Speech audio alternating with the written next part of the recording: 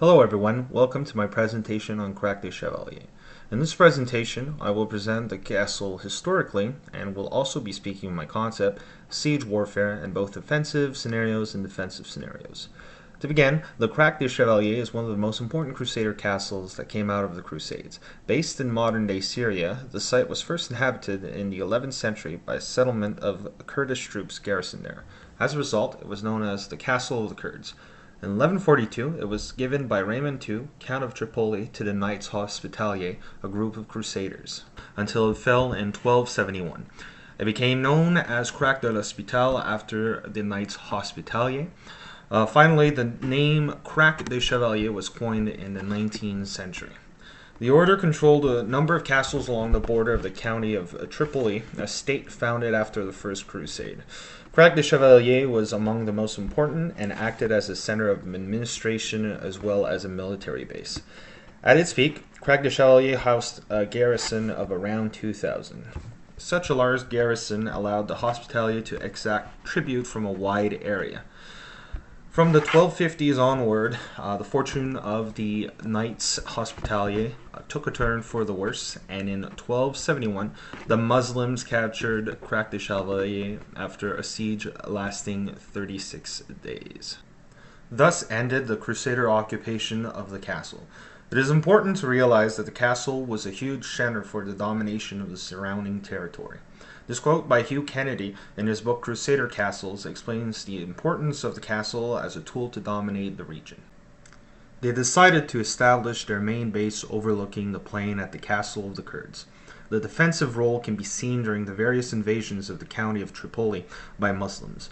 In 1180, for example, Saladin ravaged the county, and all of its defenders, not daring to challenge him in the field, shut themselves up in their castles, the Hospitalier in Crac. This meant, of course, that when the raid was finished, the knights could emerge again to take over and revive their ravaged land, which could not be protected from being damaged by the enemy, but could be protected from being permanently occupied. Finally, in more recent history, the civil war in Syria caused some damage to the castle through artillery shelling and airstrikes damaging the Crusader chapel within the castle. I will now move on to my main concept, medieval siege warfare. I will begin first by touching on the offensive aspect of siege warfare. The act of sieging a castle is a complicated one. It can be done many ways, but usually boils down to several main actions. First, you must blockade the castle. This is done to starve out the inhabitants within the castle, as they would no longer be able to receive food from the outside. It is the most important one of the tactics, as it is the most passive.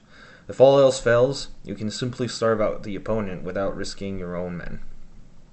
The problem with this method is that it's very long, as castles often have months' worth of food and storage within the castle.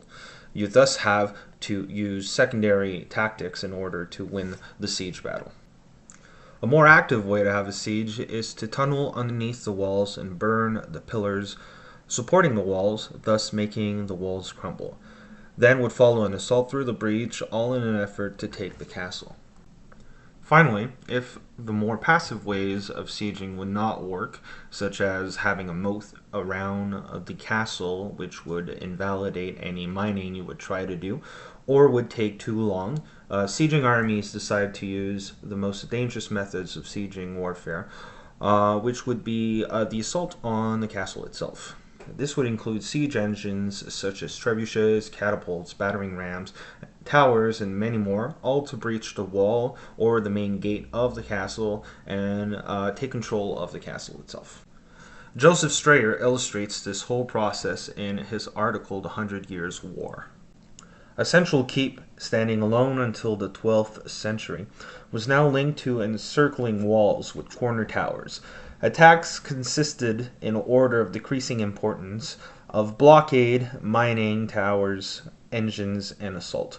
The most usual method was to starve the enemy out. Mining, the digging of tunnels under the wall, followed by the firing of the wooden supports, would go on simultaneously. Trebuchets were one of the most effective and revolutionary engines that were used in siege warfare. They were able to throw huge rocks at long range and would allow the sieging armies to destroy part of the walls in hopes to make a breach. This sudden innovation in siege warfare was a huge development, as most of the engines seen on the battlefield were already around while Rome was conducting its own sieges. This is highlighted by Michael Prestwick in his book Armies and Warfare in the Middle Ages. Here we can read, there were many other devices used in siege warfare. Springolds were machines like huge crossbows mounted on wheeled frames and firing massive darts or quarrels. There was much part of the armory of the defenders in a siege as that of the attacker.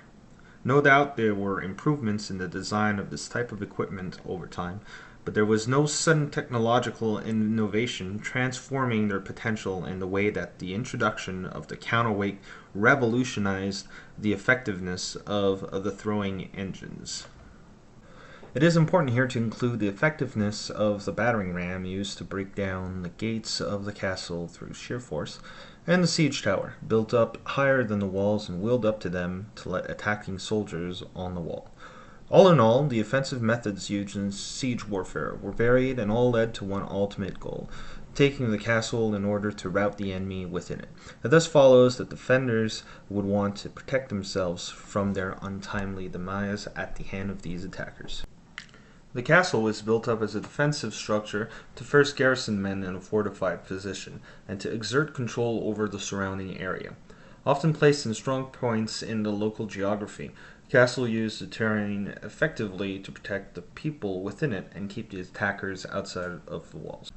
This use of the geography included diverting rivers to their moats in order to have a natural barrier between the enemy and their walls, having a steep climb up to the walls in order to render siege towers useless, and have the height advantage in a fight should the enemy break through the walls, and building the castles next to cliffs to force the opponent to attack only on one side of the whole keep, making the defensives more concentrated and thus more potent.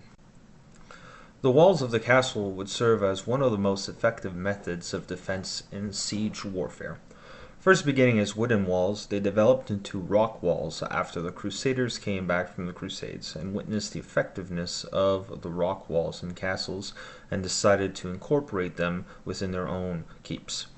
The addition of multiple layers of walls would prove most effective, as once the attackers would breach through one wall, they would be stuck in a kill zone between the inner walls and the outer walls, thus being easy pickings for the defenders.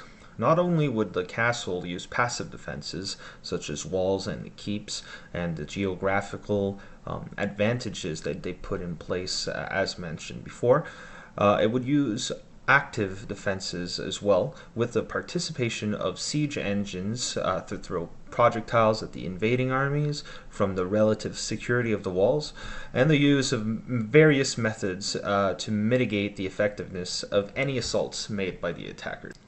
Richard Humble, in his book Warfare in the Middle Ages, gives us more information.